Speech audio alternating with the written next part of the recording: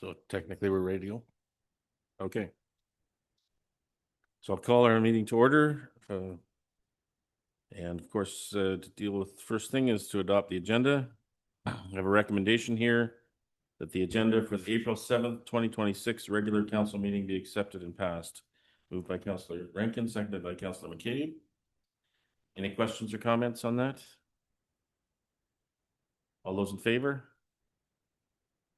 Carried, thank you. Do the usual disclosure of pecuniary interest on anything on today's agenda. I have none to declare. Councillor McCabe? I have none. Councillor Rankin? I have none. Councillor Burke? I have none. And Councillor Hearn? None. Thank you. It'll bring us to O Canada. So please rise for O Canada.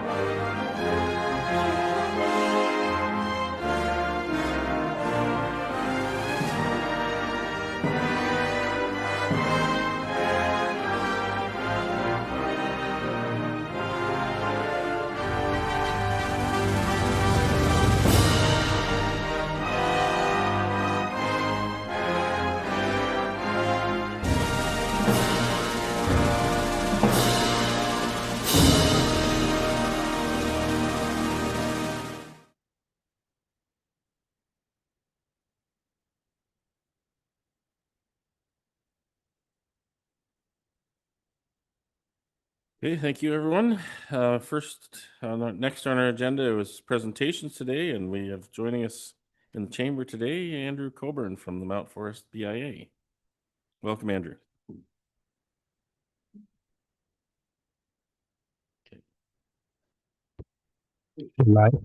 Good there now?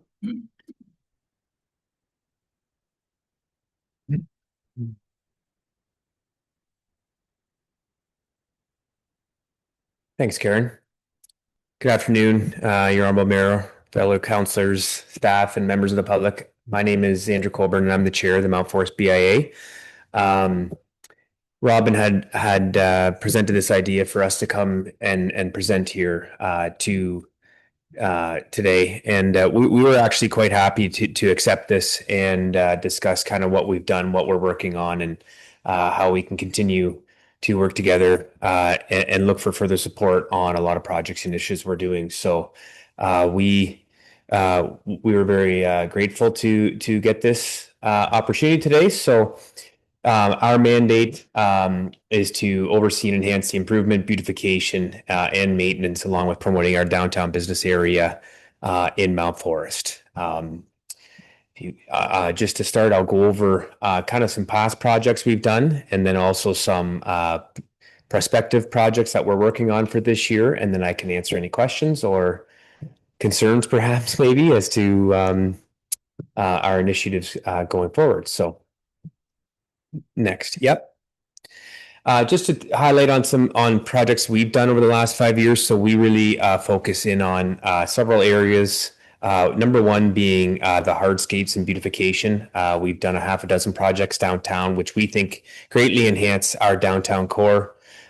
We also do our perennial items as well, which I'll touch on. And then we have tried out some events as well, a couple each year, which is provides a lot of it requires a lot of resources, but I'll just go over them here go over them here at a high level for everybody. So first up is our BMO parquet and wings feature. This is in between the Century 21 building and the BMO downtown. This was completed, I believe, 4 years ago, which was a large project for us. And I think it's been very well received in our downtown core. Next. Next up is the Heritage Building there. Just taking perhaps maybe an older landscape and just giving a bit of a spruce up there right at our downtown section. Next, that was completed last spring, that project. This is our annual, so I don't think many are aware that we are responsible for our banners downtown along with our Christmas decor. This is very well received downtown. It does brighten it up quite a bit and give it some illumination with the banners as well. So next, another annual project that is in our budget. This actually is a very large percentage of our budget in consideration to a lot of other items that we take on is our flowers and planters. Like I said, it's probably 30% of our overall budget every year, but we feel like there's a lot of value here in providing that to our downtown core. Next. Last year, we completed the Pizza Alleyway Gallery. So this is art made up of all local artists. And then we installed lighting underneath the overhang here to illuminate those pictures. So this is a project. So a lot of the projects we've worked on and we're going to go over here in our perspective project is it's just taking dark alleyways that perhaps maybe haven't been cared for. And we are investing in these alleyways to make our downtown core look better. So next, this is another popular one. This is in between Kindred Credit Union and I believe Print One.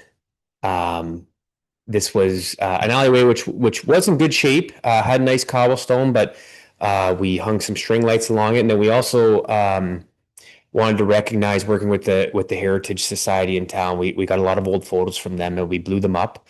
And then we installed the lighting along there as well. And this one's another project downtown for us that has been really well received that we're quite happy with. That was 2 years ago.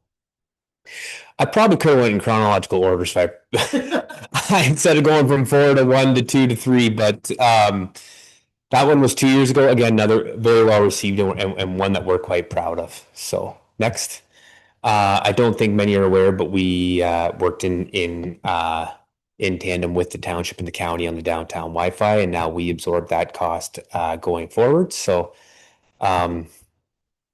a project that's been discussed quite a bit of late. So we're looking to potentially keep that one going. We'll see.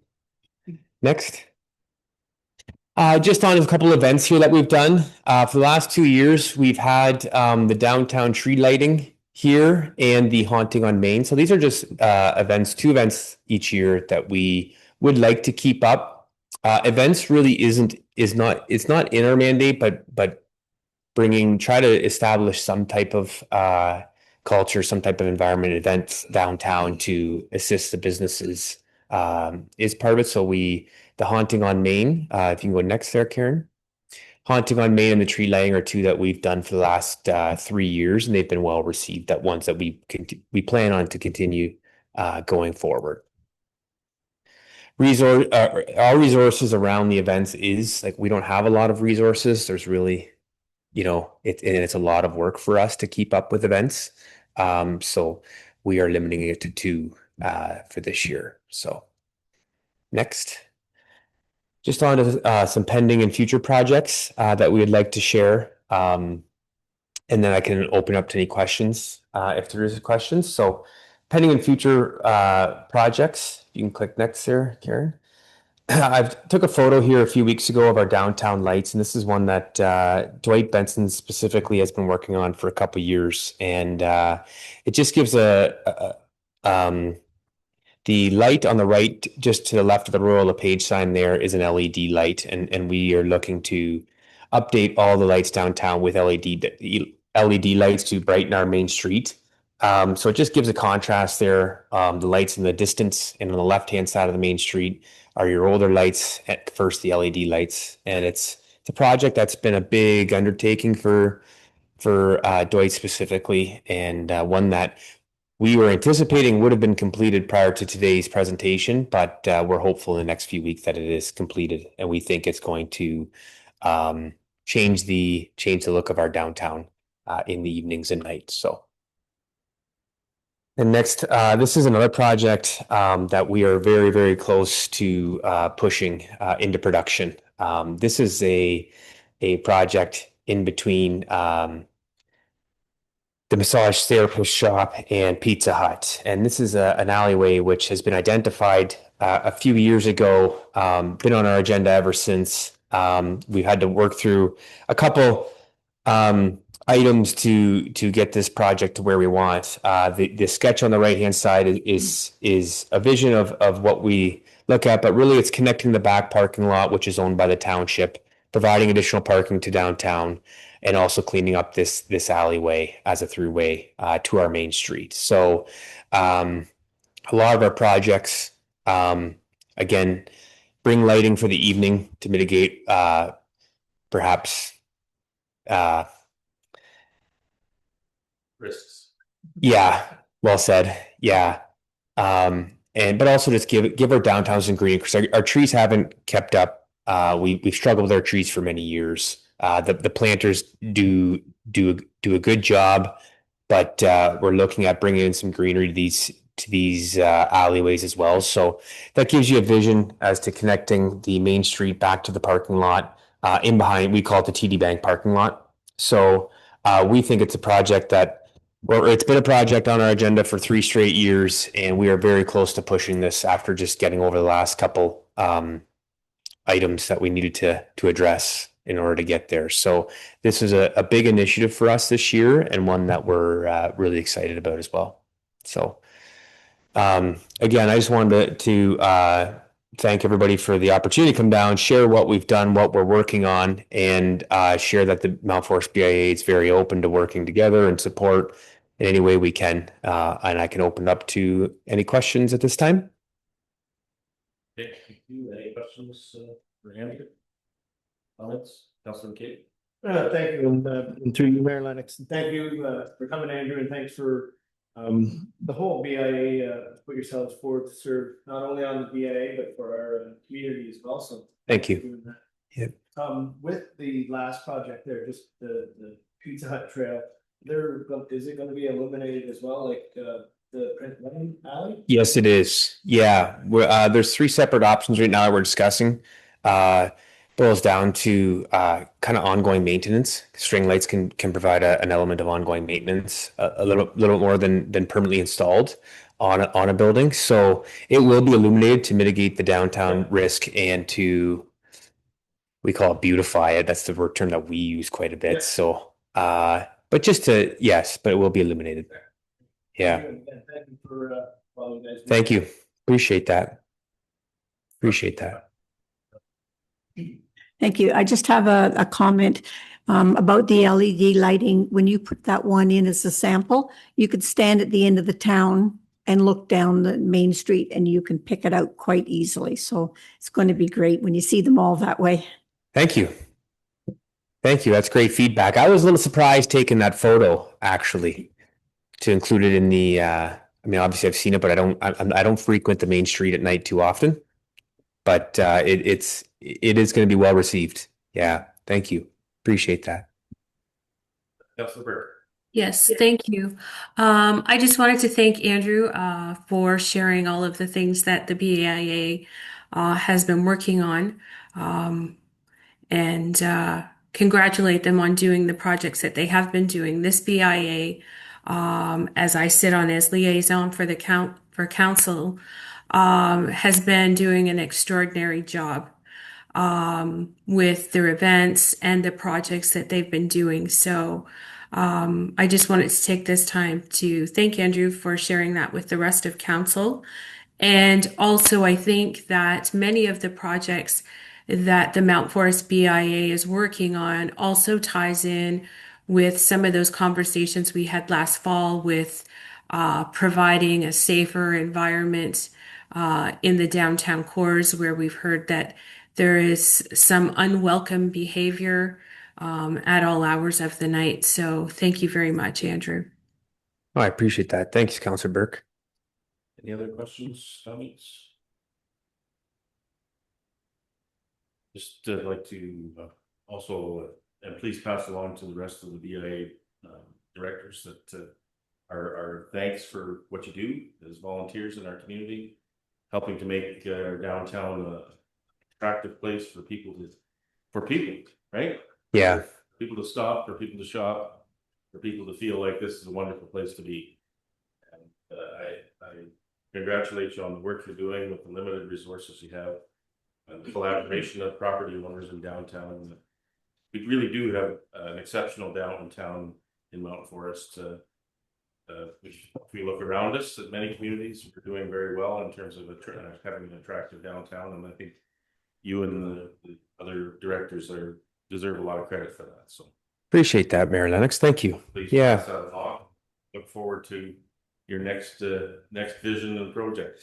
Yeah, well, I do appreciate that, and I will be sure to relay that through to our meeting on Tuesday morning, that the feedback was very well received, and we do appreciate the support. That's why we were happy to come and take on this presentation. Not that it's a massive challenge, but it's just we're grateful for the support. And the one thing that we do take a lot of pride in is we're trying not to stand still. We're trying to push and push and push. We want to see things come to fruition, and not we want to use our budget wisely to the benefit of the downtown. And I think it's been recognized. So we do feel good about what we've done, and we're hopeful that our next couple of projects, and we're always open for ideas beyond the next couple as well. So thank you. Thank you, and yeah, look forward to look like that. Thank you. Is that everything? Thank you. Thanks, Andrew. Thank you. Okay, we have on our agenda this afternoon Arthur BIA presentation, but I don't believe anybody's here to present on their behalf. So we'll move right to the report that goes along with this. And we have a recommendation in terms of the business improvement area update. The recommendation is that the Council of the Corporation of the Township of Wellington North receive report C&ED 2026-11 business improvement area update, and that council approve the 2026 work plan, budget, and tax levy of $365.85 per property as presented and approved at the November 19th, 2025 Mount Forest BIA annual general meeting.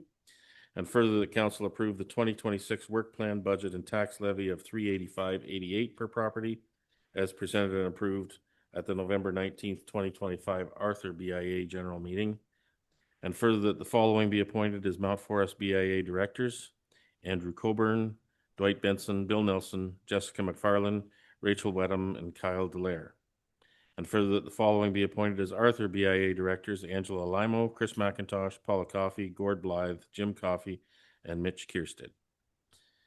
Could I get a mover and a seconder? Councillor Burke and Councillor Rankin, thank you. Questions, comments? All those in favor? That's carried. Thank you. So next we have some planning meetings that we need to recess our regular council meeting for. And so I have a recommendation that the Council of the Corporation of the Township of Wellington North recess the April 7th, 2026 meeting at 2:21 p.m. for the purpose of holding meetings under the Planning Act. Moved by Councillor Rankin, seconded by Councillor Hearn. All those in favor? That's carried. Thank you. We'll start off with the Committee of Adjustment.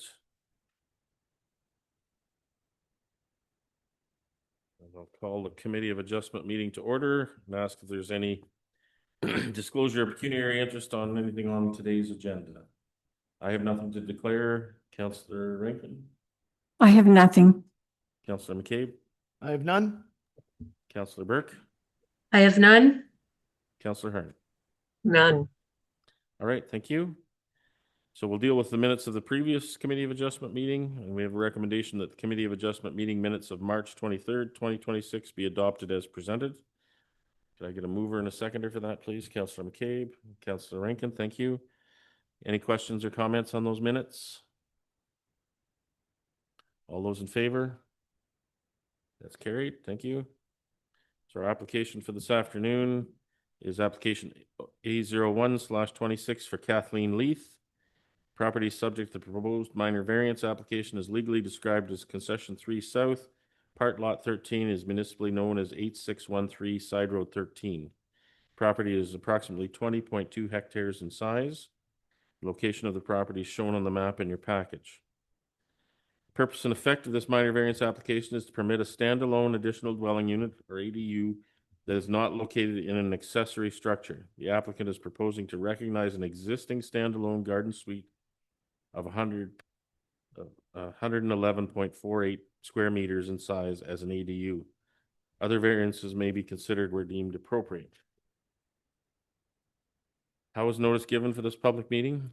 Notices were mailed to applicable agencies and property owners within 60 meters, and signage was posted on the property on March 17th, 2026. Okay, thank you. Jamie?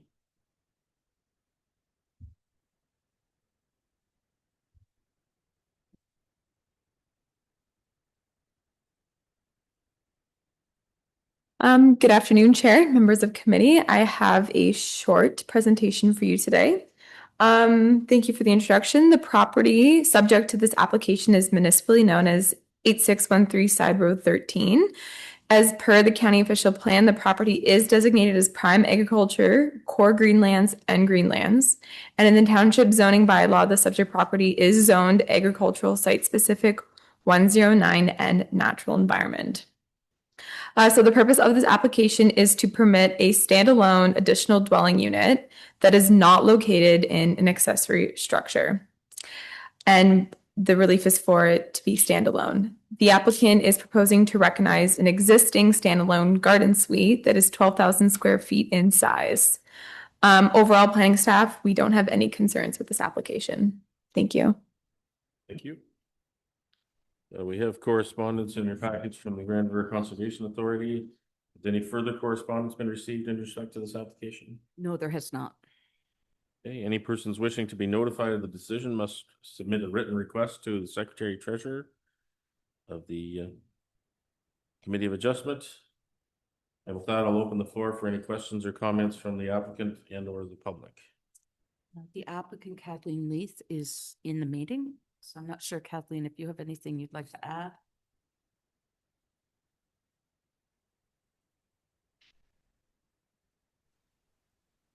Good afternoon. Yeah, go ahead if you. No, I just wanted to say thank you for consideration. The plan is to have our mother-in-law, who needs further care, she ages, move into the home beside us. Thank you. Thank you. Nobody else registered to speak on this one? No. Okay. Open the floor for questions or comments from committee members. Councillor McCabe. Thank you. And through you, excuse me, I was just going to ask what this was going to be used for, but Kathleen, you've already answered that. So thank you very much. Any other questions or comments? Councillor Burke, go ahead. Yeah, so I'm just trying to understand why we need to change it to an ADU if it's already a garden suite. Am I missing something? Or is it just the language? Okay. And I'm not sure who to direct that to, Mayor Lennox, through you. Okay, I think we have some Yeah. people anxious to speak here. We'll just give them. Okay. We're fighting over here. Reminder, turn your camera on. My camera is on. I'm sorry. I'll be quiet. Sorry. No worries. I think I can answer that. I think Kathleen applied for this variance because I think that she needs to apply for permits for garden suites for temporary use, and she didn't want to apply for an extension. She just wants to make it permanent. So now she has to turn it to an ADU versus a garden suite because garden suites are temporary uses. She's trying to make it permanent now. Okay, thank you. Any other questions, comments? Okay, we'll go to the decision then.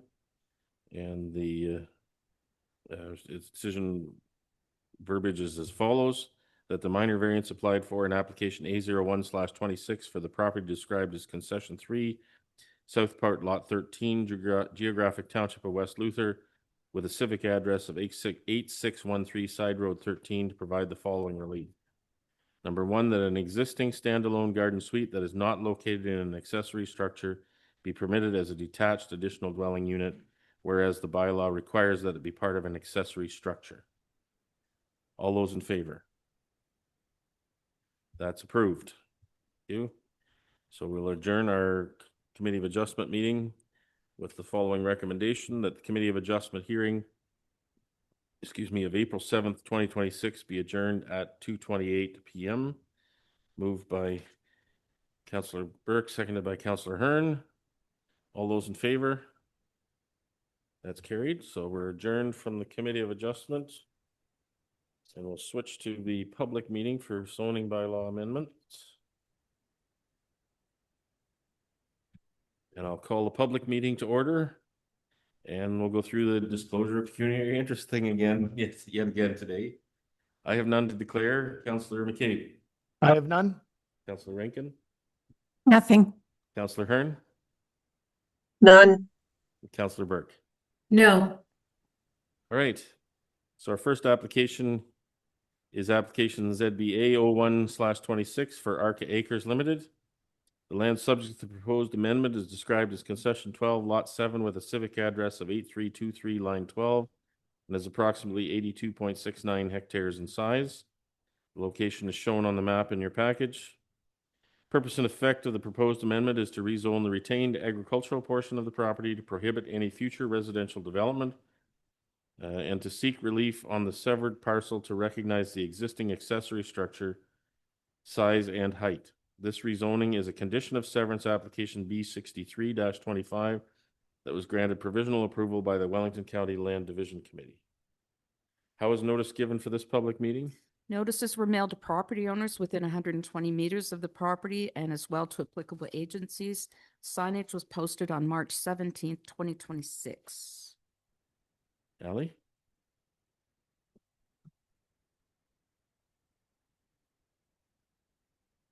The green light on there? Good afternoon, Mayor Lennox and members of council. I'm pleased to be here this afternoon to present zoning bylaw application ZBA 01/26 for the lands located at 8323 line 12. The application before council today is to satisfy a condition of consent application to rezone the retained agricultural parcel to prohibit future residential development and recognize an existing workshop/shed with a height of 7.6 meters and an area of 380 meters squared as an accessory building on the severed residential portion of the property. This rezoning is a condition of consent application B63/25, which received conditional approval at the December 2025 Land Division Committee meeting. The consent was applied for under the surplus farm severance policies, which permit such severances if farm parcels are rezoned to prohibit residential development in accordance with the PPS and county official plan. Subject property is designated prime agricultural, corn, greenlands, and greenlands in the county official plan, and zoned agricultural and natural environment within the township zoning bylaw. The retained agricultural parcel will be rezoned the standard A-2 zone to prohibit future residential development, while the severed residential parcel will be rezoned A-131 to recognize the existing shed/workshop as an accessory building. Planning staff have no concerns with the application as it meets the intent of the PPS and county official plan. A draft bylaw is attached to the report for council's review. We have correspondence on this application from Saugeen Valley Conservation Authority. Has any further correspondence been received in respect to this application? No. Okay, the bylaw for this proposed zoning bylaw amendment will be considered at the regular council meeting following the public meeting. Persons wishing notice of the passing of the bylaw must submit a written request. And with that, I'll open the floor for any questions or comments from the applicant and or the public. So Haley Keast is on the line for Okay. the applicant. Hi, Haley? good afternoon. Yep. Yeah, so Ali summarized it quite well. I don't really have a whole lot to add, but if there are any questions, I'd be happy to answer. And I just wanted to state as well, there's another shed on the property, but that's coming down as another condition of the severance. So it'll just be the one accessory building remaining with the dwelling. Yeah, and the rest is pretty straightforward. But again, if there's any questions, I'd be happy to answer. Okay. Anyone else registered to speak on this application? No, they're not. Okay, so we'll flip over to questions or comments from council. Any questions or comments on this application? Not seeing any. Okay, so we will be dealing with the bylaw for this one after we finish with the public meeting. And with that, I'll move on to the next application. This is application ZBA 02/26 for Holtz Green Limited.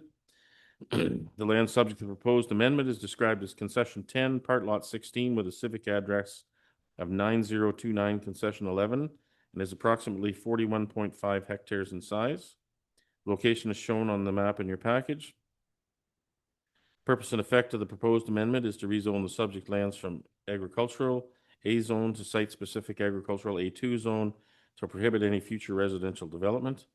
This rezoning is a condition of severance application B79/25 that was granted provisional approval by the Wellington County Land Division Committee. How was notice given for this public meeting? Notices were mailed to property owners within 120 meters and as well to the applicable agencies. Signage was posted on March 17th. Okay, thank you. Ali, you're up again.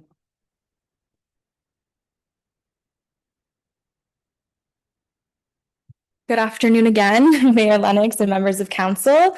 I'm pleased to be here this afternoon to present zoning bylaw application ZBA 02/26 for the lands located at 9029 concession 11. The application before council today is to satisfy a condition of a consent application to rezone the retained agricultural parcel to prohibit future residential development. This rezoning is a condition of consent application B7925, which received conditional approval at the February 2026 Land Division Committee meeting. The consent was applied for under surplus farm severance policies, which permit such severances if the farm parcel is rezoned to prohibit residential development in accordance with the PPS and county official plan. The subject property is designated prime agricultural, core greenlands, and greenlands in the county official plan, and zoned agricultural and natural environment within the township zoning bylaw. The retained agricultural parcel will be rezoned to the standard A-2 zone to prohibit future residential development. Planning staff have no concerns with the application, and a draft bylaw is attached to the report for council's review. Thank you.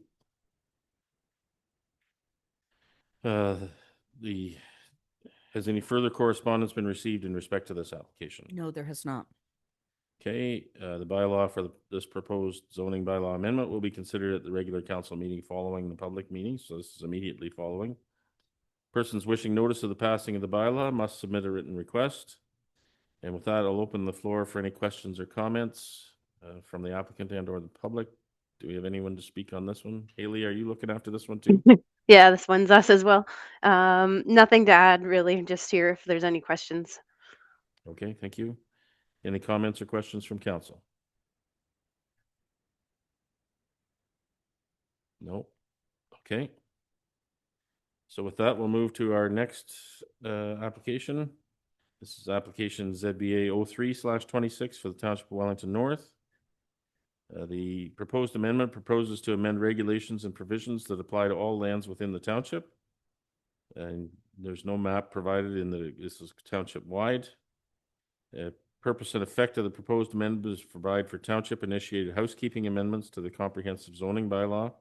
Some of the changes are identified below. One, to permit a restaurant use, dining, drive-in, drive-through takeout within the shopping center commercial zone or C4. And apply recent landscaping requirements to the R1B and R1C residential zones.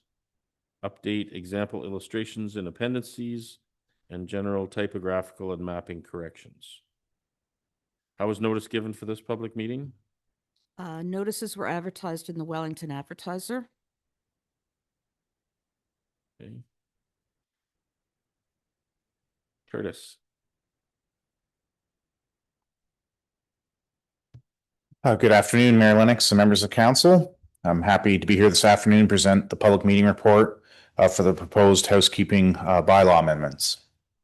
So council may recall that a housekeeping amendment was approved earlier this year, and that was a fairly large and comprehensive number of amendments.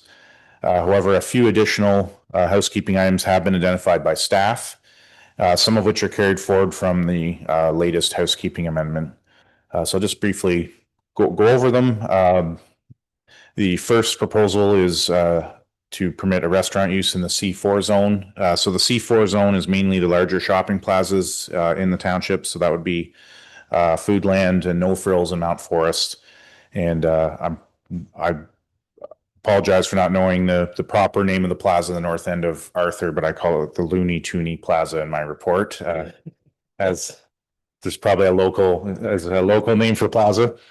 So there's also a landscape percentage change, and we've carried this forward for the R1B and R1C zones, and this was done to the R2 zones, and frankly, the R1B and R1C zones were missed in the previous bylaw and should be included.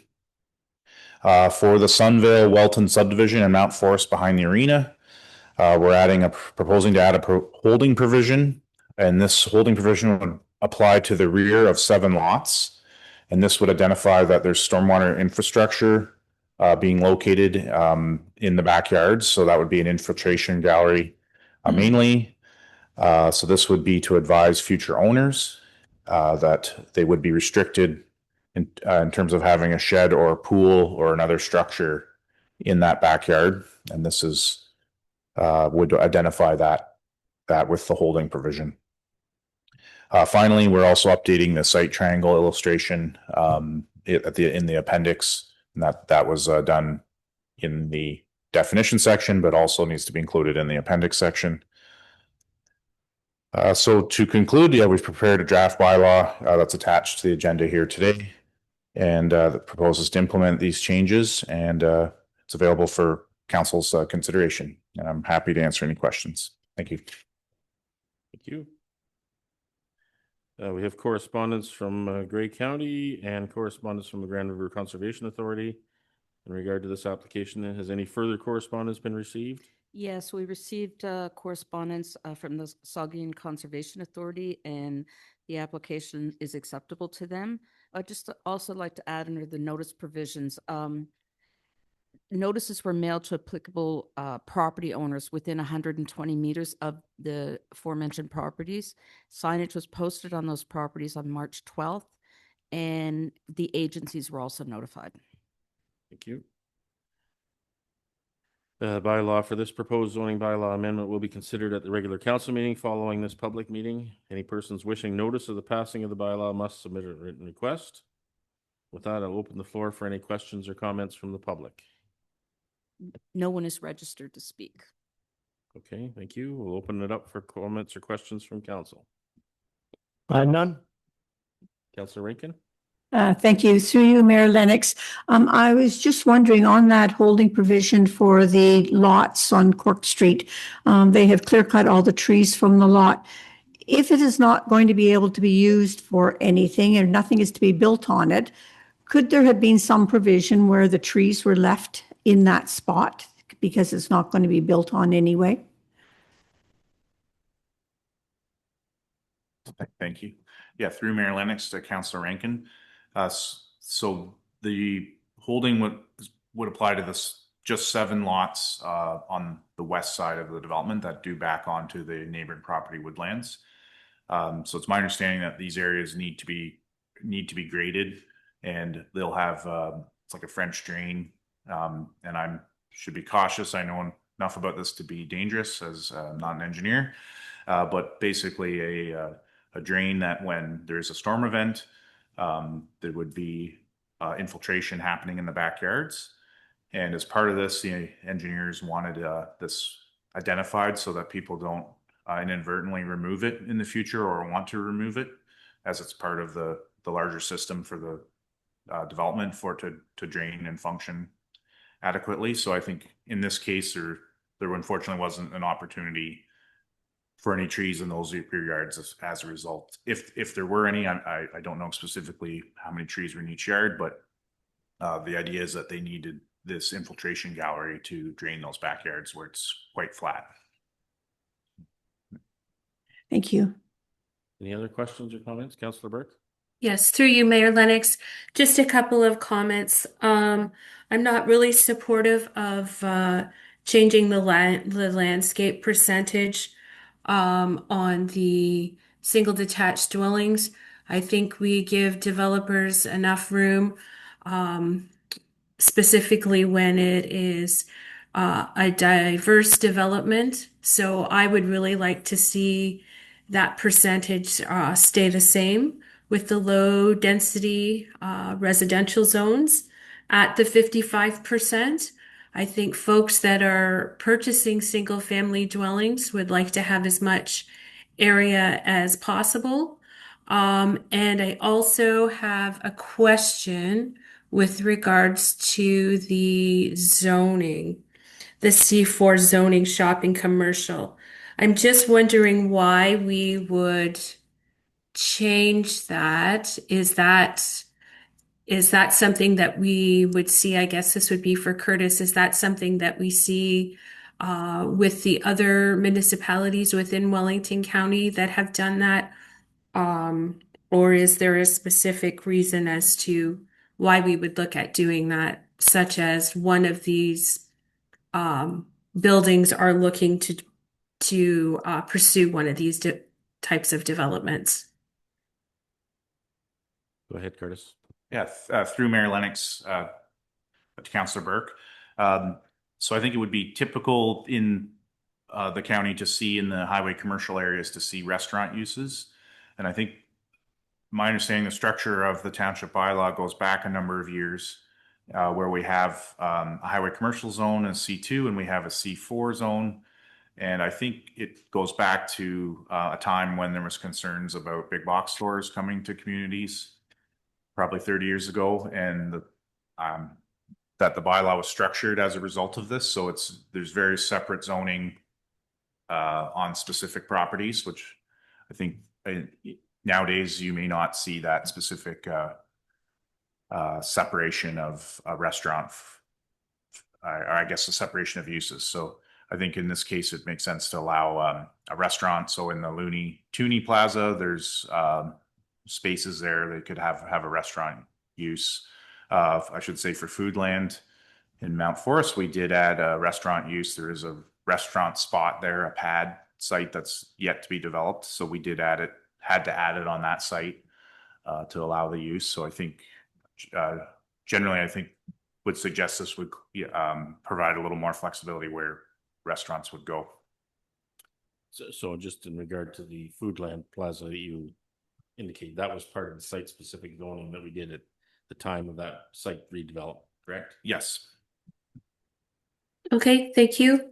And again, I just want to reiterate the fact that I support everything that is outlined in this report except for the landscape percentage change. Thank you. Okay. Any other questions or comments? I just have one, and I'm sorry, I'm just struggling to understand how this holding provision is going to work on these 7 lots with the drainage feature. At what point does that hold need to be removed, and just run me through the process here, if you would, please. Sure. So staff did discuss a few options. So this was highlighted by the engineers as a matter, and they brought it forward that they wanted these backyards, I guess, protected, and ultimately there's notification for the future residents there that there's some limitations in the backyard. So we did discuss staff did discuss a few options. One would be to strictly zone those rear yards and prohibit uses. The other option here, what we've proposed for council's consideration, is a holding provision. So ultimately it could be lifted by council. So I guess if someone did show that they could do something very minor, or in a case work with the engineers, there's a little more flexibility to potentially have a change, and that would be through a lifting of a holding, which is a little bit less onerous than doing a zoning amendment. So there is an option if we wanted to be belts and suspenders, we could really tie it down with a zone and prohibit accessory buildings or any development. And I think we were using a similar but maybe a little lighter approach with the holding. So it's not holding in that it's preventing the construction of the dwelling on that lot. It's holding in that section of the backyard, a building permit couldn't be issued until that holding provision is lifted. Is that correct? Yeah, yes. Okay. No, we deal with holding provisions and they usually are different than this. So I just wanted to make sure I understood. So I appreciate the explanation. Any other questions or comments? Okay. Where am I here? Okay, so that if we have no further questions or comments, I guess we'll adjourn the public meeting with the recommendation that the public meeting of April 7th, 2026 be adjourned at 2:48 p.m. Moved by Councillor McCabe, seconded by Councillor Rankin. All those in favor? That's carried. We're adjourned from the public meeting. We'll resume our regular council meeting.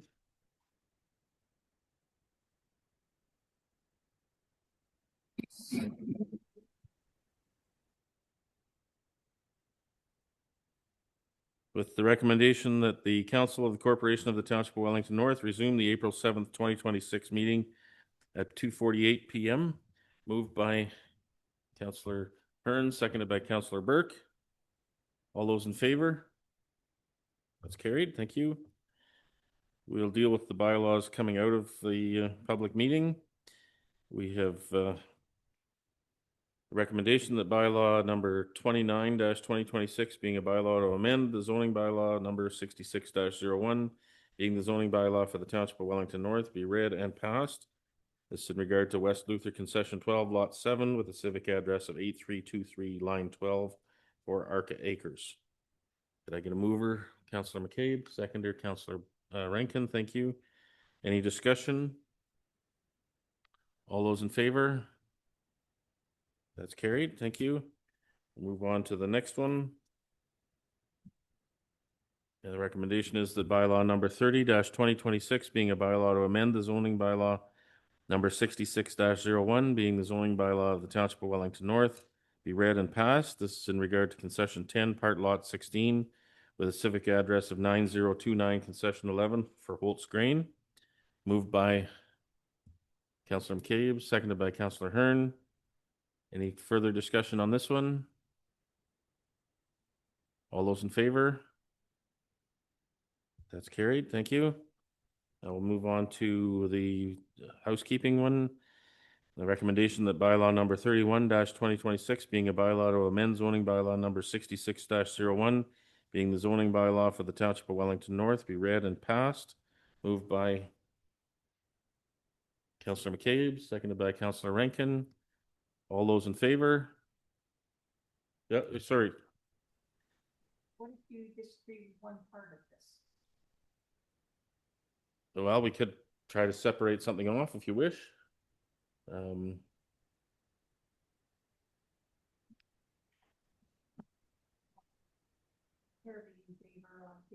I can't hear. Sorry, Sherry, you can't hear? I can't hear what I think Penny's saying. Okay, sorry. I was just not, I don't think in favor of the holding portion of that, on Cork Street. Okay. So procedurally, how could we deal with that?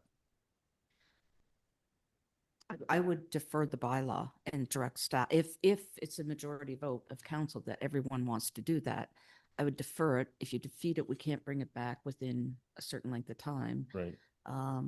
Or you could amend the motion and everyone vote on that. And if it's not supported, then you could go ahead and pass this bylaw. Okay. Let's have some discussion then and we'll see what we think. Okay, may I ask a question then, please? Certainly. Is there anything else that can be done?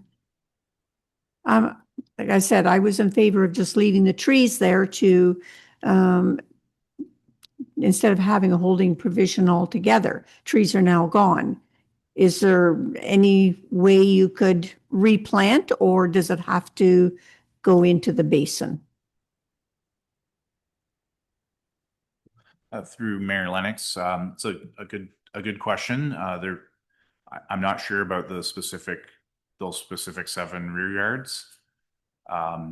There was a tree preservation plan done and removals plan that identified specific trees that were to be removed and which ones are to be retained. There's also a requirement that they'll be planting trees in the stormwater block down at the south end of the property. So there will be replanting that's going to take place, is one of the requirements that the developer will have. But in terms of those specific backyards, I'm not sure. Something we'd have to ask the engineers if there's an opportunity to replant or if it would potentially interfere. My thoughts offhand would be the roots could interfere with the storm French drain. So roots could grow into the pipe or into the graveled area and it potentially interfere. But certainly we'd have to ask the engineers for confirmation. Okay, I guess in light of the explanation, it's too bad that the trees are gone, but I guess I would be able to live with it. Okay. Any other discussion, Councillor Burke? Yes, so again, I'm going to reiterate the fact that I'm not really supportive of the front yard landscape requirement and lowering it from 55% to 40%.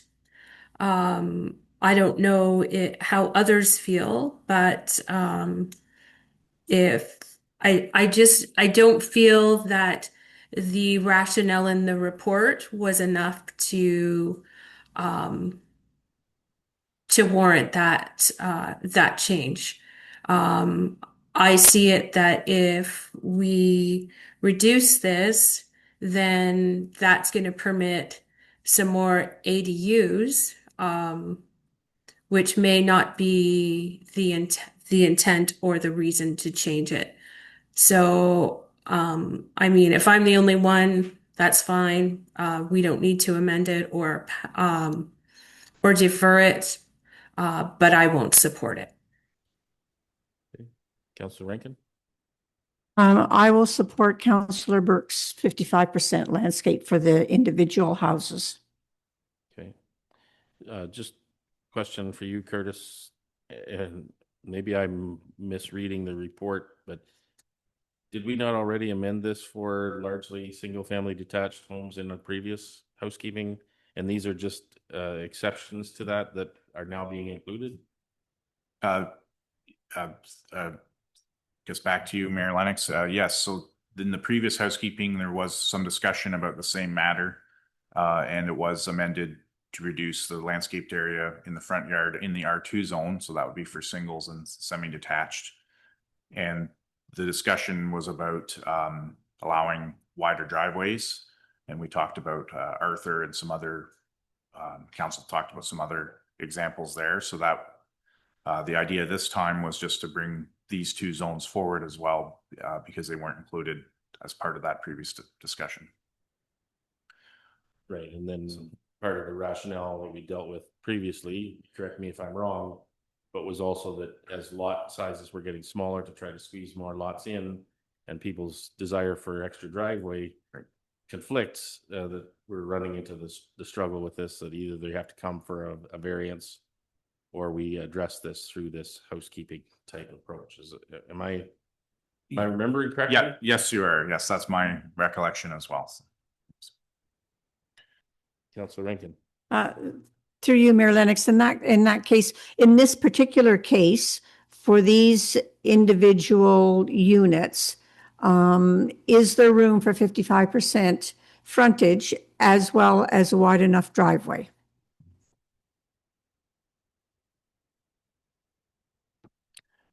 Yeah, it's through Mayor Lennox to Councillor Rankin. So I guess it would depend on the lot size. I'd have to go back again and have a look at what the minimum lot size for the R1B and R1C zone is. So again, depending if they're large, certainly a wider lot would allow for more parking width, a wider driveway. So I'd have to take that back to look at what offhand, remember what, unless Sally's pulling it up for me, what the minimum. Yeah. R1B, R1C.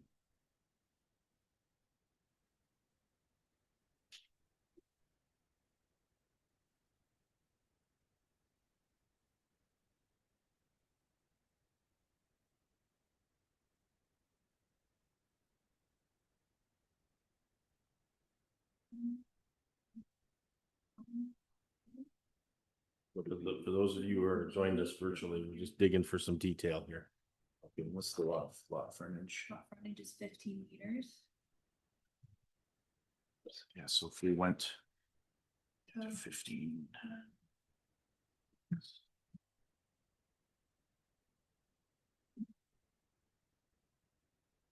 Thank you, Ali's doing some math. Here. So if we did, What's 55%? yeah, 0.465. No, let's do this.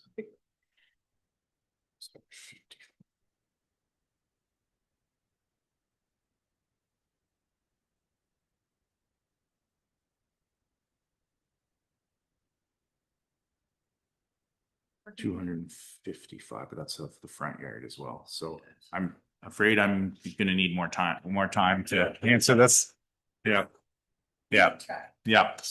So I could certainly, if you'd like to leave that, I could come back with it. I think it wasn't as critical as the R2 zone, and that's where we were dealing with specifically, I think in Arthur, with one particular development previously. But I think for consistency, Sorry, didn't mean to cut you off. I'm just trying to understand the extent of this, like these R2 variants.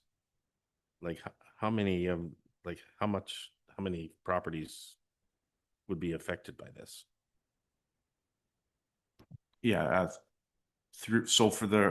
typically the new developments would be all R2 zones. It'd be the older neighborhoods where we would see R1B and R1C. So we do have some R1C zoning that was part of maybe in phase 5 of East Ridge. I'm trying to think, did we include R1C in the Sarah properties as well for the lots? So I think in most cases it's not as critical to these zones because they are R1B and R1C are larger lots to begin with. It was really, the matter was really of, I guess, more importance in the R2 zone because it's just in some lot sizes you basically couldn't have a double wide driveway. So in these cases there certainly is more flexibility. So I'd say that 55% isn't as critical in terms of allowing people to have that a double wide driveway or even a little wider. But the intent was just to be consistent across the. Yeah, so matter of just consistency for the single detached and semi-detached dwellings is why we included it, not necessarily to rewrite the standard, a new standard. Okay. Further discussion from council? So we have 2 members who are objecting to this. Do we have any further concern? Councilor Rankin? Thank you. I just wanted to sort of clarify. I know Curtis and I have talked about the 50% and 40%, and I sort of agree with the 40% to allow enough driveway exposure to park on it.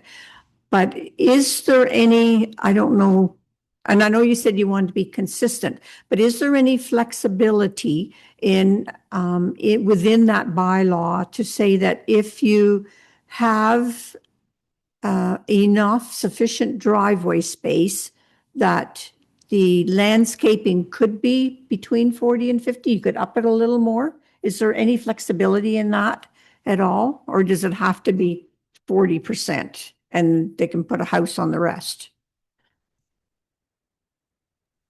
You want to talk about? Sure. Yes. Through your Mayor Lanks to Councilor Rankin. So yeah, I think in this case, it is in that zone, it happened to be 55 in those 2 zones.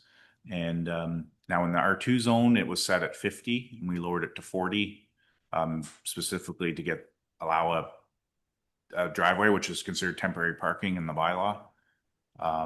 So in this zone, I guess, yeah, if you wish to consider a different percentage at 50 or another percentage, I'm not sure there's a specific issue either way. If you chose a different number, I think we were just, again, brought it forward just to try to keep some consistency between the zones. But if you had other thoughts or wishes, open to considering to your thoughts on that percentage.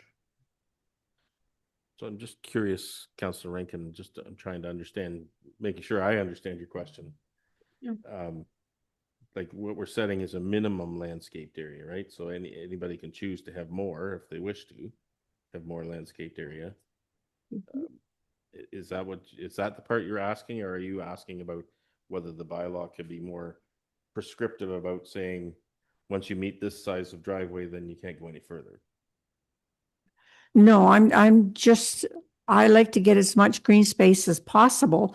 So if you're having a minimum of 40 and they can still go beyond that on a single units, I'm happy with that if developers would do that. Okay. Councillor Burke? Yeah, so with these being in the older neighborhoods, I know a couple of these are. I would, at the most, I think that I'd like to have it come back to see what land this actually affects. But if it's in older neighborhoods, I'm a firm believer that it should be sort of consistent with the neighborhood. If this is an infill lot, it should be consistent with the development that is around it.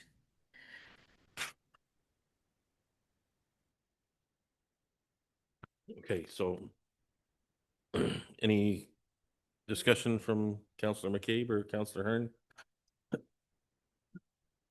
Councillor McCabe, go ahead. Yeah, thank you. And through you, I guess, kind of to piggyback what you had asked, Mayor Lennox, what are, I guess, Councillor Rankin and Councillor Burke, what are you actually looking for and in what areas? So I'll go first. Thank you for the question. I don't think that it has to be the same percentage across the board. We have zones, R1B and R1C that we're looking to change. I know R2 we did change, but I don't think it has to be consistent across the board. And I would just as soon leave it at 55%.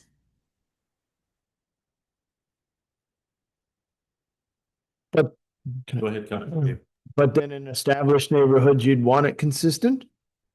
Well, if most of these lots, this zone is in what I would call infill lots or mature neighborhoods, that's part of the reason that we ask for certain setbacks within these infill lots. So why wouldn't we do the same with the landscape requirements? Go ahead, Councillor McCabe. So then, I think if I understand it correctly, what we're saying is we'll start, the bare minimum is 40%, but you can work up to 55%. So my question is what developer is going to go for 40%? If they can have 40%, that's what they're going to build so they can squish more homes in there.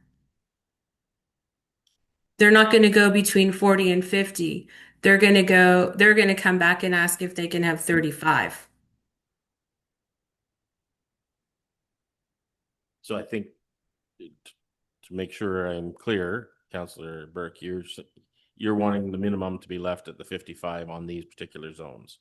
That's correct. And then if somebody wants to do something outside of that, they would have to come to us first. They would have to come back to us. Councillor McCabe? But this is just for frontage. Landscaped areas. Curtis? Yes, through Mayor Lennox to Councilman Cape. So that would be the percentage of the front yard. So that'd be that 40 minimum of 40% of the front yard that exists has to be green space. So it has to be a lawn or could be a sidewalk or garden bed, flower beds. Yep. So that would be the front yard's calculated the width of the lot and then the depth of the front yard setback. So if that's 6 meters or 9 meters, depending on the zone, that area in the front is considered the front yard. And again, that would be a percentage of that has to be soft landscaping. Right. Okay, thank you. Anything further, Councilman Cape? Yeah, I'm maybe I'm just not seeing what Councillor Burke, what you're saying, because this is frontage and then it goes by lot. Maybe I maybe just can't understand what you're asking for, that's all. Okay, Councillor Hearn, did you have anything you wanted to? Not really. I'm fully supportive of the staff recommendation as presented, so I don't know what else to say other than that. Okay. So if, I mean, we've had subjections, I would entertain a motion to defer if and send it back to staff if that's what is wished for here. Again, the alternate is someone could move a motion to amend the bylaw, to remove the what is it, R1, R1 and B, A and B. Yes, we could revise the bylaw to, so I guess partially approve it to improve the things that council is satisfied with, and then we could leave the other item out.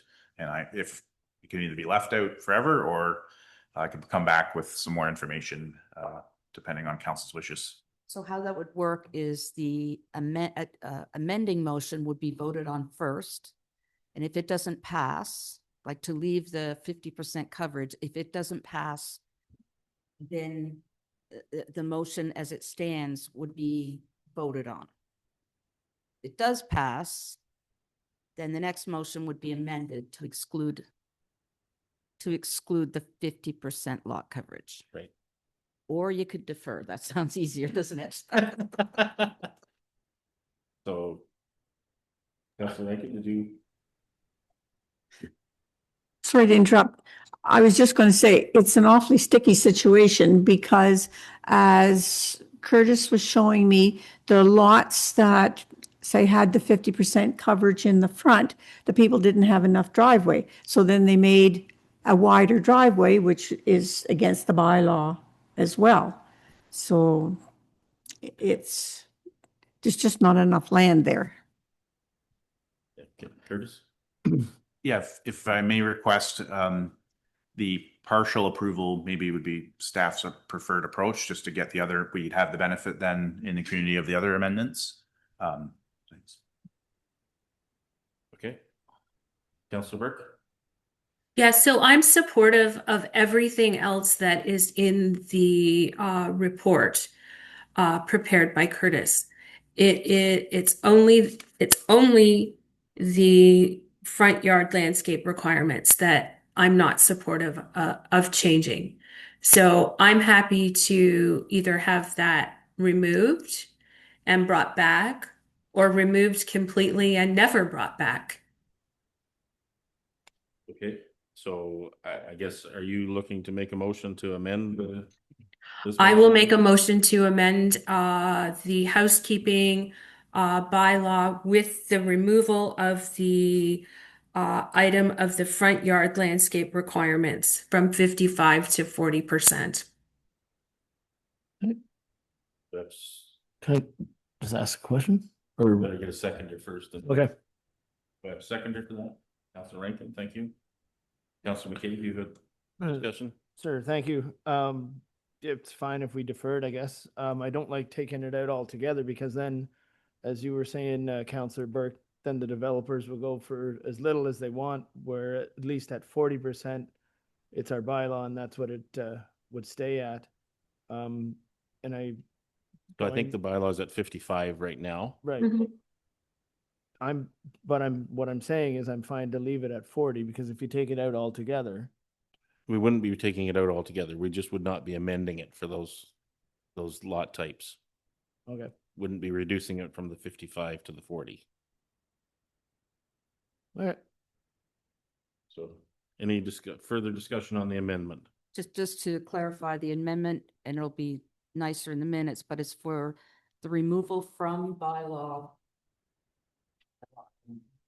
31, 2026, to remove the clause regarding the landscape requirement that reduces the fabric to 40% from 55% for R1A and B zones. Is that correct, Curtis? E and C.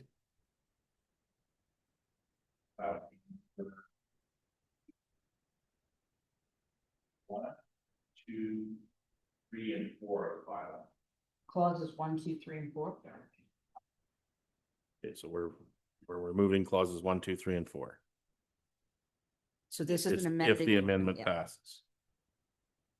Any further discussion on the amendment before we vote on it?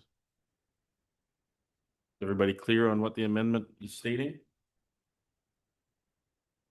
Okay, all those in favor of the amendment? Opposed? That's defeated. We'll go back to the main motion. That's correct. I believe it's been moved and seconded. It has been moved and seconded, I believe. Any further discussion on that? All those in favor? Opposed? That's carried. Thank you. Okay, we'll move on to adoption of the minutes of council and public meeting. I have a recommendation here that the Council and Corporation of the Township of Wellington North receive the minutes of the regular council meeting held on March 23rd, 2026. Moved by Councilor Rankin, seconded by Councilor Burke. Thank you. Any discussion on those minutes? All those in favor? Carried. Thank you. On to items for discussion. Items listed that I have pulled out for further discussion include 14A, the Maitland Valley Conservation Authority one, 14B, the planning report with regard to Wilson Development Zoning Bylaw Amendment, 14B, notice of consent decision. So that's 14B1 and then 14B2 and then 14C, the West Luther Rail Trail, and the 14D, the sewage allocation report. To deal with all the others, I have a recommendation here that all items listed under items for consideration on the April 7th, 2026 council agenda, with the exception of those items identified for separate discussion, be approved and the recommendations therein be adopted. Moved by Councilor Burke, seconded by Councilor Rankin. Thank you. All those in favor? That's carried. Thank you. Move on to 14A4. Starting to look at my paperwork. So this is the Maitland Valley membership meeting, February 2026. Recommendation that the Council of the Corporation of the Township of Wellington North receive the minutes of the Maitland Valley Conservation Authority membership meeting 2026 held on February 25th, 2026. Moved by Councilor Rankin, seconded by Councilor McCabe. Questions, comments? Councilor Rankin. Thank you, through you, Mayor Lennox. I just had a comment and I just want to express my appreciation for the opening words that Ed McCougan used at the conservation meeting. He had extended the land acknowledgement to not only include Indigenous people, but the pioneers and immigrants and the veterans right up until the present time that have was the word I'm looking for, have given us a province that we can be proud of. And so I thought the words were very profound, and I just wanted to say it was a really good job done, and thank you. Any other questions or comments? Okay, all those in favor? Great, thank you. Move on to 14B.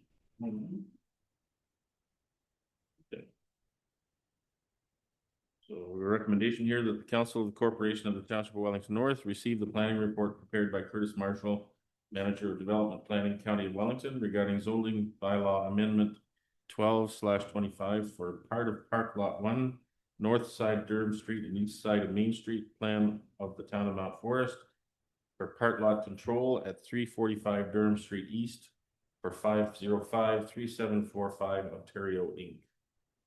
Can I get a mover and a seconder for that, please? Councilor McCabe and Councilor Rankin, thank you. Questions, comments? Councilor Rankin. I thank you through you, Mayor Lennox. While I was happy to give the last statement, this one, I realize I'm on an uphill battle with this one, but I realize that the process of severing townhouses into individual units is provincially approved. I don't think it's fair for the province to force such mandates on every region of the province. What is suitable for urban regions is not necessarily suitable for rural ones. And the people that live in rural areas do so because of our small town feeling. And when you are squashing in townhouses and then severing them into individual units, it doesn't give the rural feeling, I don't think. So, I also, this ruling circumvents our township's bylaws of a minimum distance setback between the buildings and the property line. And the bylaws were passed, that we passed the bylaws in keeping with our conception of what we would like to see in our area. And the developers must know beforehand that they are planning to do this so that they can squeeze in another unit. But I don't think, in doing that, I really don't think they respect us, our area, or our bylaws. So I am not going to be able to support it, even though I know it's provincially accepted. Any further discussion?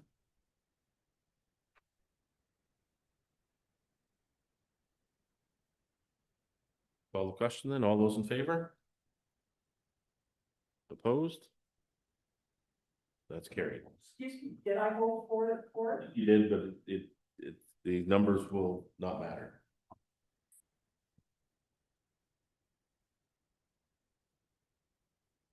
All right, so we'll move on to 14B2.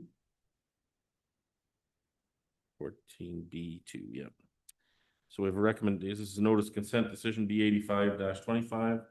Recommendation here that the Council of the Corporation of the Township of Wellington North receive for information report DEV 2026-10 regarding the notice for the following consent application received from the County of Wellington Planning and Land Division Committee.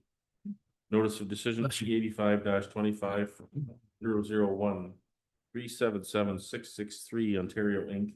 Care of Shane DeBoer and James Coffey. Part of lot 435 West Owen Sound Road, divisions 3 and 4, known as 8510 Highway 6, which is just outside of the urban boundary of the village of Arc. Could I get a mover and a seconder for that, please? Councilor Rankin and Councilor Hearn, thank you. Questions, comments? Councilor Rankin. I was just wondering, it said they straightened out the line to be perpendicular to Highway 6. But looking at the two different drawings, to me, it almost looks as though the area is larger now rather than reduced. Is that the case? I think the new lot that they approved at the land division meeting results in a smaller, actually severed parcel size. Okay, must be my eyes, because when it comes down, it looks as though it's going down further. So just from a process perspective at land division, was this a lot line adjustment that was kind of made on the fly? This was a surplus farm severance, and I think at the land division meeting, because we had recommended that there was an opportunity to kind of change, because it was a little funny. They were requesting a lot lines that didn't really make sense. So at the land division committee, they approved a slightly different configuration, and I think the outcome was also decreasing the lot size. But is this an official survey drawing, or is this a drawing that has been created as a result of that decision by land division? I Could be a little bit deceptive, I guess, is what I'm getting at. Yeah, maybe I can just clarify. So the applicant did see the comments ahead of time as part of the agenda package from the township and the planning staff to suggesting it be reduced and squared off. So they attended the meeting with a revised proposal, and that's hence that what we have here. That what they have here, their desire was to keep the tree stand. The other alternative that had been proposed would have cut through the tree stands. Any other questions, comments? All those in favor? That's carried. Thank you. Move on to the West Luther Rail Trail report, which is C1. A recommendation here that the Council of the Corporation of the Township of Wellington North receive report RCED 2026-18, being a report on the West Luther Rail Trail, and the council authorizes staff to initiate planning for phase 3 of the West Luther Trail between Eliza Street and Wells Street in Arthur, including confirmation of land ownership and the identification and resolution of any potential land encroachment matters along this section of the trail. Could I get a mover and a seconder? Councillor McCabe, Councillor Rankin, thank you. Discussion, Councillor McCabe. Thank you. And through you, Mayor Lennox, just a bit of an update. I am going to be meeting with Jack Benneman, our benefactor for the West Luther Rail Trail tomorrow at 10:30 to go over where to put the bench locations. There's going to be 6 altogether. Jim Phillips of Copernicus has graciously said he would pay for a bench where his private trail meets the West Luther Trail, which is great. And I want to kind of give a big thank you to Aaron Armstrong of Teeswater Concrete. They are going to donate the amount of concrete whenever and wherever. And that will provide a pad for the shed or gazebos, bike repair station, and then the benches as well. So he's very happy to get behind that as well. So we'll have more to come with locations and get it approved through REC as well. So thank you. Other questions, comments? Councillor Rankin? Thank you. Through you, Mayor Lennox. I just had a comment that I think that's a lovely balance for all the increasing units, residential units that are being put around. So I think that's great to see. Do you have any other questions or comments? I just had a question with regard to the provision about the ownership issues, and I'm assuming that's referring to in between Liza and Wells Street portion. And that's the railway right of way still, and there is some doubt about the ownership of that area. I was a little surprised by that. Through you, Mayor Lennox. So the rail right of way is owned by the township, but the trail is not necessarily on the rail right of way, just given the topography and the drainage and some other matters. So as we were looking in more detail at that section, we felt that it would be very prudent to make sure that all those details are confirmed. And then if there's discussions with some of the landowners that may or may not be using our own right of way, that we have enough time to address those matters. Okay, thank you. Any other questions or comments? All those in favor? Carried, thank you. Move on to the sewage allocation report, and the recommendation we have is that the Council of the Corporation of the Township of Wellington North receive report INF 2026-003 2026 sewage allocation, and that council review and adopt the 2026 reserve capacity calculations for Arthur and Mount Forest as prepared by Triton Engineering Services Limited, dated February 26, 2026. And further, the council directs staff to work towards entering a sewage allocation agreement with the following developers in Mount Forest: Sunvale Homes subdivision, the Cork Street subdivision, 100 units. And further, the Council of the Township of Wellington North waive Procedure 6 of sewage allocation by policy 12-19 for the Arthur Village allocations. And further, the council directs staff to work towards entering a sewage allocation agreement with the following developers in Arthur: Sarah Properties Subdivision Phase 1, 130 units. 211 Eliza Street Commercial Block, 71 units. Eastridge Estates Subdivision Phase 5, 55 units. And Harvest View, 62 units. And further, the council award the necessary units to allow the building department to have 20 units of sewage allocation for each urban center, Arthur and Mount Forest, for distribution during 2026 infill lots. And further, the council authorized the manager of infrastructure and engineering to enter into any necessary agreements. And further, the council directs staff to submit a copy of this resolution, copies of the reports prepared by Pioneer Engineering Services Limited, and the resolution from this report to the Ministry of Environment, Conservation, and Parks. Well, that was a mouthful. Could I get a mover and a seconder, please? Councillor Rankin and Councillor Burke, thank you. Discussion? Anybody wish to discuss this one? Besides me, Councillor Burke, or sorry, Councillor McCabe? Sorry, was Councillor Burke? I just slip of the tongue. Oh, okay. Thank you. And through you, Mayor Lennox, excuse me. There's a number of tables and all this great stuff in here, which is oh, yeah. Well, usually you can hear me from, okay. I'll try and speak louder. So thank you for the report. It is really detailed, and there's a lot of numbers and tables. So I just want to be really sure where we are with current capacity in Mount Forest and Arthur. And then if all the allocations that we're looking at today were granted, what exactly would be left for uncommitted sewage allocations in both centers? Through you, Mayor Lennox, to Councillor McCabe. In the staff report, there's two tables that outline. So Arthur wastewater, the 2026 uncommitted reserve capacity is calculated at 351 units. And we are suggesting that 318 be allocated, which would equal to 33 remaining as uncommitted units.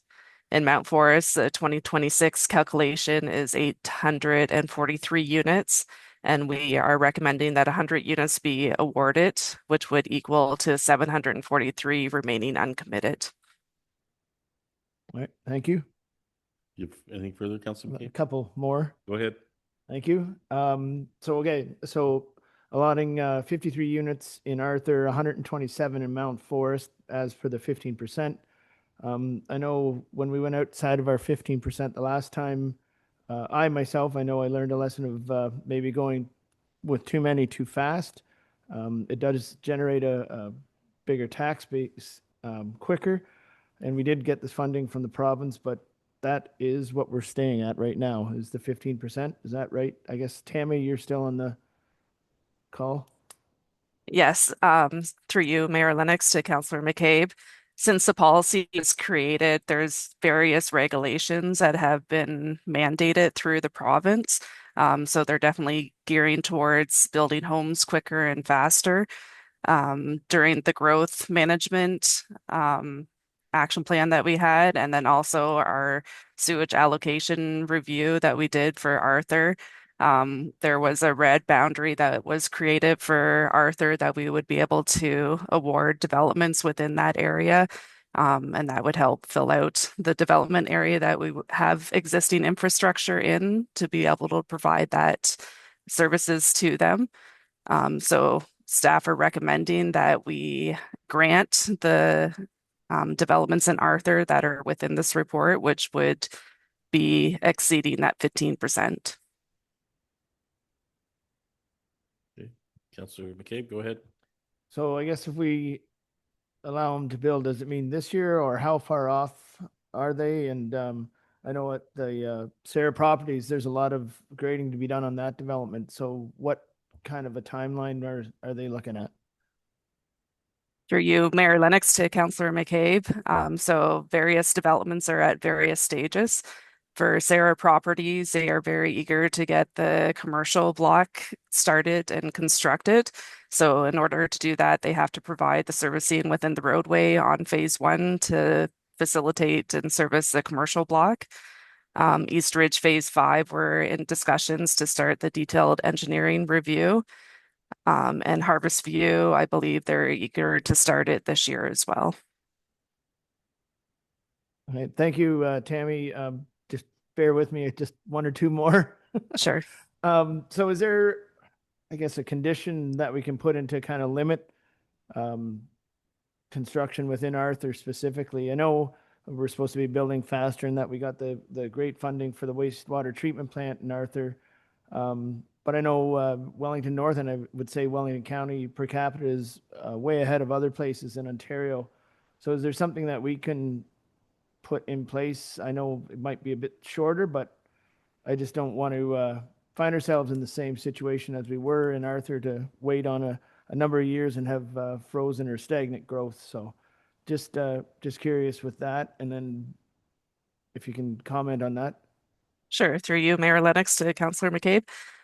So the sewage allocation agreements are for a 3-year term, and we're able to add additional terms within that agreement as well. I know in past years we have put in a line to say only X amount of units in the first year, the second year would be X amount of units, and third year would be another additional X amount of units.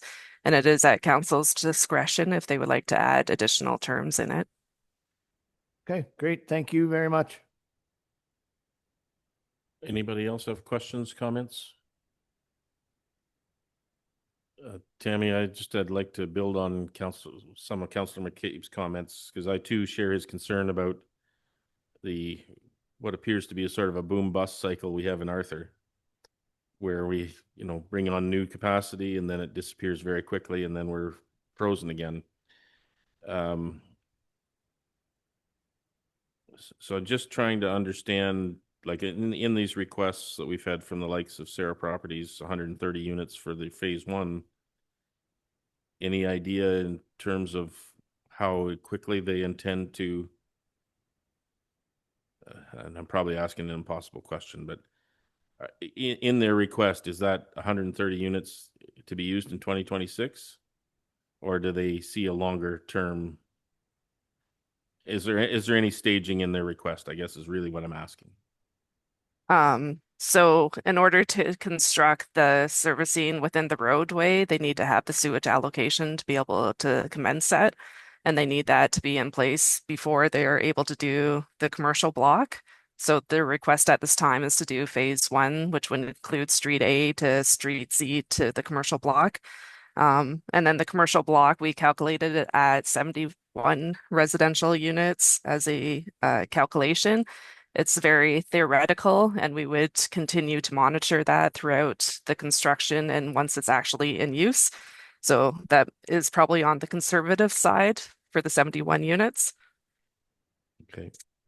And then when phase 2 construction is complete, the planned construction for the Arthur wastewater treatment plant and works, that will add how many more units to our reserve capacity based on today's calculations?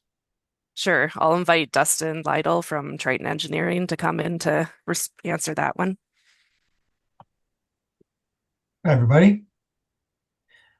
So I can answer that question fairly quickly. Phase 2 is going to take treatment capacity of the wastewater treatment plant from 1,860 meters cubed a day to 2,300 meters cubed. So that's an increase in 440 meters cubed.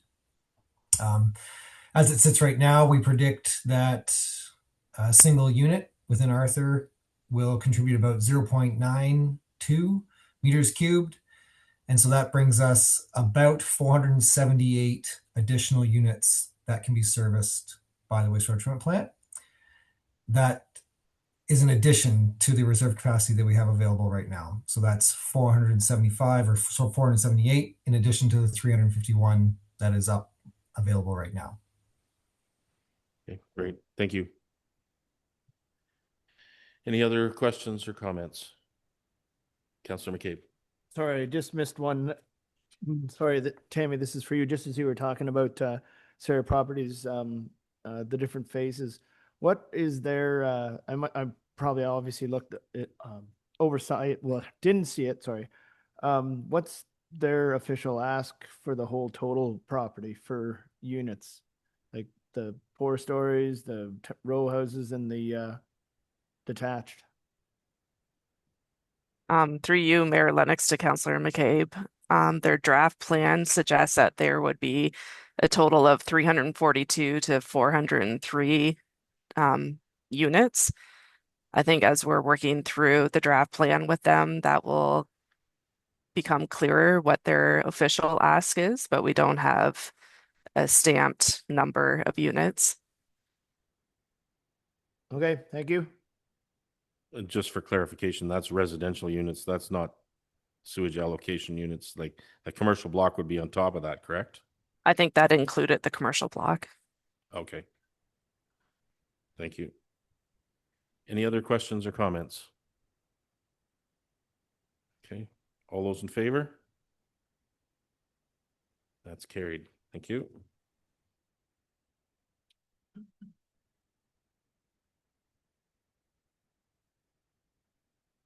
So that brings us to notice of motion. Any notice of motion this afternoon? Okay, seeing none. Community group meeting program report. Anybody have anything they'd like to report on? Councillor McCabe? Thank you. And through you, I have a Roma meeting Thursday afternoon and all day Friday. So I will have a quick synopsis of those two meetings at our next council meeting. Okay, thank you. Anybody else have anything they'd like to report on? Okay, I would add that I've been requested by the Mount Forest Lions to come to their event next week, and they're doing it sort of a recognition of volunteer contributions to the community, and I think they're using it to recruit potential new members. So I'm gonna go and try to talk about all the things that volunteers do in our community. So I'm sure I forget many of them. So if you've got ones that you would like me to highlight, please let me know, and I'll be sure to include them, because there's far too many contributions to think of them all myself. So with that, I don't have anything further. We'll move on to bylaws. We have two bylaws, one dealing with the part lot control and one dealing with the drain maintenance costs. So I have a recommendation here that bylaw number 21-2026 and 28-2026 be read and passed. Could I get a mover and a seconder for that, please? Councillor McCabe and Councillor Hearn, thank you. Any discussion on those? All those in favor? That's carried. Thank you. Cultural moment. Sounds like it's going to be an explosive discussion.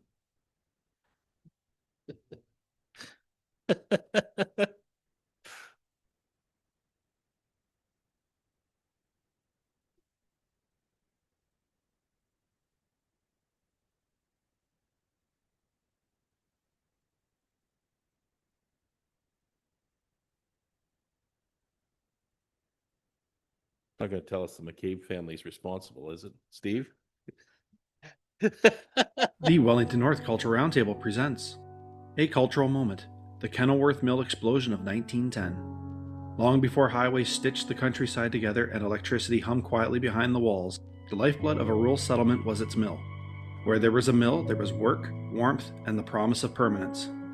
Settlers followed them the way rivers follow valleys. Most mills leaned on the steady patience of water, rivers and creeks turning wheels day and night, but Kenilworth, without a river or stream, turned instead to steam. At the edge of the village stood O'Neill's chopping and sawmill, both trades housed under one roof and driven by a great iron boiler that breathed fire and pressure. The mill was built by Abe, proprietor of the Kenilworth Hotel, and entrusted to his brother Tom, whose days were measured by whistles, belts, and the rhythmic pulse of machinery. It was a place of noise and purpose, where timber was transformed and the village quite literally built itself. Then came noon on May 16, 1910. With a sound like thunder tearing loose from the sky, the boiler gave way. The explosion was said to be the most spectacular the county had ever known, an instant of violence that scattered iron and timber like autumn leaves. Sections of the boiler were hurled across the road and over the home and shop of Mr. Lyons. Windows burst outward in the Methodist parsonage and nearby houses. Pieces of the mill were later found miles from where they had stood that morning. By fortune, that still feels almost unbelievable. No lives were lost. The men had gone to lunch. The sawmill, long quiet, was shut down, and only the chopping mill was operating on its Monday routine. Even Michael Size, a local farmer passing by in his horse and buggy at the very moment of the blast, escaped unharmed, as did his horse, although his buggy did not. In the years that followed, the story has been told and retold, growing edges like all good stories do. People remembered the roar, the flying debris, and the luck that spared the village. Kenilworth's mill was gone in an instant, but the story of that day became part of the village's memory, a reminder that progress always walks hand in hand with risk, and that sometimes history spares us just enough to leave behind a story worth telling. Good story. I was going to say you've got the wrong Steve. Maybe talk to the O'Neills. Well, I'm familiar with the story of the similar event in Con, but I didn't. I knew the one that happened in Kenilworth too, but I didn't know the story. So it's good. Okay, upcoming meetings, notices, etc. I have that here somewhere. Just bear with me.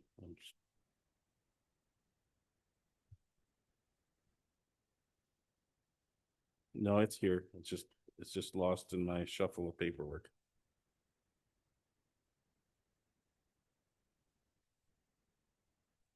Okay, so the cultural roundtable is Thursday the 9th at noon at the Arthur Community Hall, Upper Hall. Next Mount Forest BIA meeting, as Andrew Coburn mentioned earlier, is April the 14th at 8 a.m. Arthur Chamber of Commerce is the 15th at 8:30 a.m. The Wellington North and Southgate Job Fair is on the 15th from 10 to 2 at the high school. The Volunteer and Celebration event is the 15th in Arthur at the Community Center from 4:30 to 7. Our next regular council meeting is Monday, the 20th of April at 7 p.m. So with that, we'll move to our confirming bylaw. With the recommendation that bylaw number 32-2026 being a bylaw to confirm the proceedings of the Council of the Corporation of the Township of Wellington North at its regular council meeting held on April 7th, 2026 be read and passed. Moved by Councillor McCabe, seconded by Councillor Rankin. All those in favor? That's carried. Thank you. We'll move to adjournment with the recommendation that the regular council meeting of April 7th, 2026 be adjourned at 3:44 p.m. Moved by Councillor McCabe, seconded by Councillor Rankin. Thank you. All those in favor? That's carried. Thank you. We're adjourned. Thanks, everybody.